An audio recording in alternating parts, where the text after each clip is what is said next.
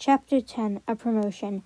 During the fall, Papa's depression got worse. Work in the fields was scarce, and when family found a job thinning lettuce, he lasted only a few days because of his back pain. He wore a wide belt for support, and when he could no longer stoop over, he worked on his knees until his back gave out completely. The pay from Roberto's part-time janitorial job and our earnings working in the fields on the weekends were not enough to get us through. Roberto got paid twice a month, and every other week Mama had to cut back on groceries. Once in a while, Papa did some light work for Bonatia, the owner of the ranch, to help pay the rent. But as time passed, we fell further and further behind on the monthly payments. "It's a disgrace not paying the rent on time," Papa said one evening as he opened our empty metal box. "It's a shame." He banged his fist on the kitchen table. A glass flew, hit the floor, and broke. Trumpito and Torito got scared and ran out of the house. "Calm down, Vijo," Mama said.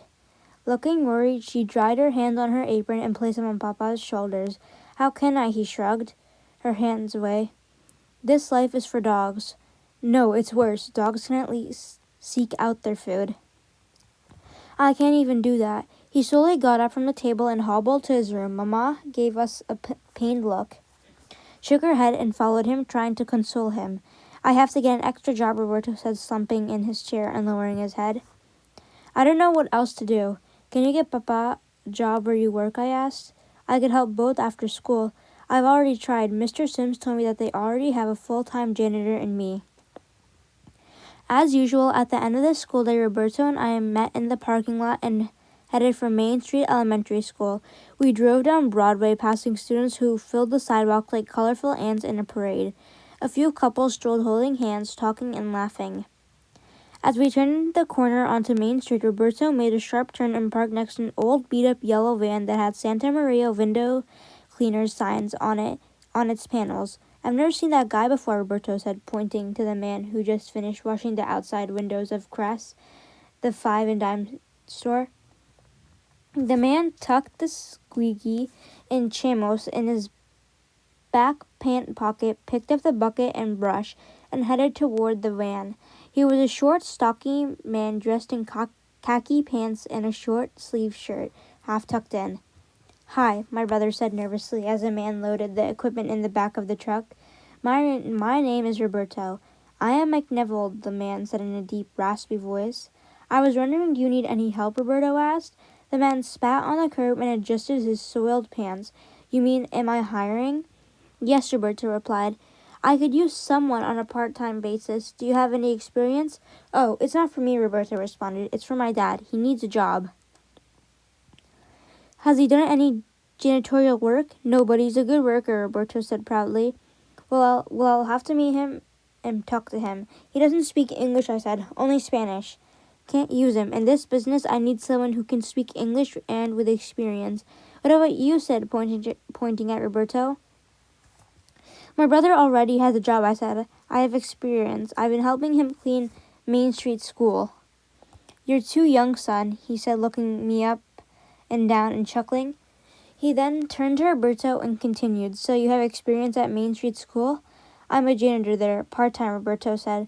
"What about weekends? Do you work there on weekends?" "No, just on weekdays." "What about working for me on weekends? I can pay you $1.25 an hour." "Sure," Roberto responded immediately. "What about me?" I asked. "I can work with him." "You can help if you want, but I can't pay you." When we saw our long faces, he quickly added, "Okay, if he works out, I'll pay him." "But only if he works out." "I'll work out," I said confidently. For the next 4 weekends, Roberto and I worked with Mike Neville, cleaning offices and washing windows. The first day, Mike worked closely with us, showing us what to clean and observing how well we worked. Roberto showed me how to use a 25-inch floor scrubbing machine.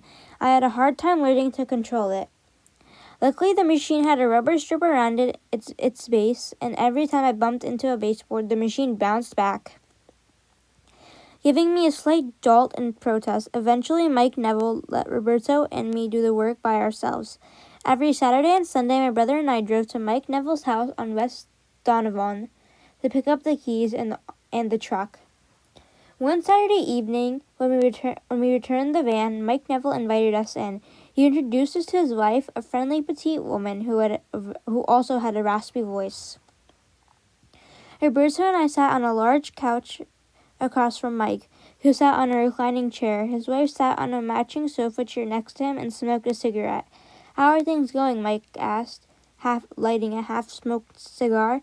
"Fine," we responded at the same time. Roberto reached into his pocket and took out a ring full of keys and handed them to Mike. "No, you keep them," Mike said. "I have an extra set." Roberto and I looked at each other and smiled. Mike brought his reclining chair to a sitting position, took a puff, and said to me, "I'm getting too old and tired of working evenings during the week. How would you like to take over for me? I'll pay you an extra $1 an hour." "Sure," I blurted out excitedly.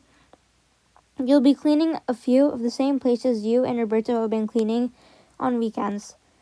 The gas company, the savings and loans, and Betty Fabrics every day, and Twitchell, a lawyer's office, once a week on Wednesdays.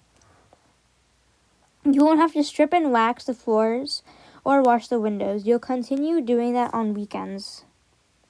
Roberto and I thanked him and went home excited. Papa will be proud of us, I thought. Papa was happy when Roberto and I told him about my new job, but his good mood did not last long. That Saturday night, he got angry with Roberto and me because we came home from the movies past midnight. Don't just think because you give me your paychecks that you can do whatever you want," he said firmly. "But we're only a few minutes late," I said, recalling a discussion we had in Mrs. Taylor's class about the film in which a boy argues with his father. "Don't you dare talk back," he said, raising his voice. "I am still the man in charge of the house. You must obey and respect me, or else." Roberto and I went to our room, said our prayers, and went to bed. As I lay in bed, I thought how lucky I was to be going to school and to have a job. I did not enjoy being at home and Papa was in a bad mood. All day Monday, I was excited to start my new job. After my last class, I went to the public library on Broadway and worked on my homework. I did my math first because I liked it best. At 5 o'clock, when the offices closed, I walked a few more blocks to the gas company, which was on West Main Street. It was a huge building with a front office that connected to a large back structure 2 stories high. As I opened the door to the rear entrance, a draft of warm air hit my face. It felt safe and comfortable. I went to the janitor's room, picked up the cleaning cart, and began cleaning the offices on the first floor. I emptied the waste baskets and feather dusted the desks, which were piled with scattered papers. They looked like my high school counselor's desks. I wiped the ashtrays with a wet rag and straightened the papers. I then went upstairs to the second floor. It was the one large room set up like an auditorium. In front of the room was a full kitchen. Above the store was a mirror angle so that people sitting in the audience could view the top of the range. A plate of cookies sat on the counter with a handwritten note that read, "Please help yourself." The following day, the plate of cookies was still there. No one had touched them. By the end of the week, someone had changed the note. It read, "Janitor, please help yourself." After I finished cleaning the bathrooms and dust mopping the floors, I took a handful of cookies and went downstairs. I sat at one of the desks to do my homework. I read the first 2 chapters in my English test, myths and their meaning. I had a hard time understanding them. I put the book down, ate more cookies, and wondered what the person who sat at the desk did all day. It must be neat to work in an office, I thought. I noticed a picture frame particularly hidden behind a pile of folders and picked it up. It was a color photograph of a boy dressed in a football uniform and a man standing next to him, smiling proudly with his arm around the boy. I figured it was the boy's father. I placed the photo in front of the pile of papers and reread the first chapter until Roberto came by to pick me up